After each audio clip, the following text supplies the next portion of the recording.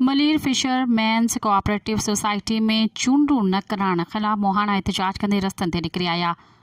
Pakistani Fisher Fock form जी सॾ ते मोहाननि वॾी तादाद में मिल जेटी वटि गॾु थी मेन बाज़ार ताईं एहतजाज कढी रैली करे FCS में चूंडू करण ऐं फिशरमैन्स कोऑपरेटिव सोसाइटी में एडमिनिस्ट्रेटर हटाए मुतालबो कयो। इन मौक़े ते फिशर फॉक जे मरकज़ी जनरल सेक्रेटरी सईद बलूच चयो त FCS माहीगीरनि जो इदारो आहे, इन में करप्शन जो अमल मुसलसल जारी आहे।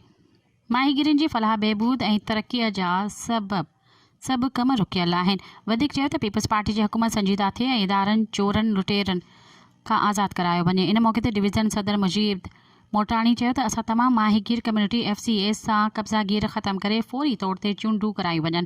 एहतजाज खे अयूब शान, तालिब कच्छी ऐं ॿियनि ख़िताब कयो। सब्सक्राइब कयो अवामी न्यूज़ HD खे ऐं ताज़ा तरीन ख़बरुनि लाइ ॾिसंदा रहो अवामी न्यूज़ HD।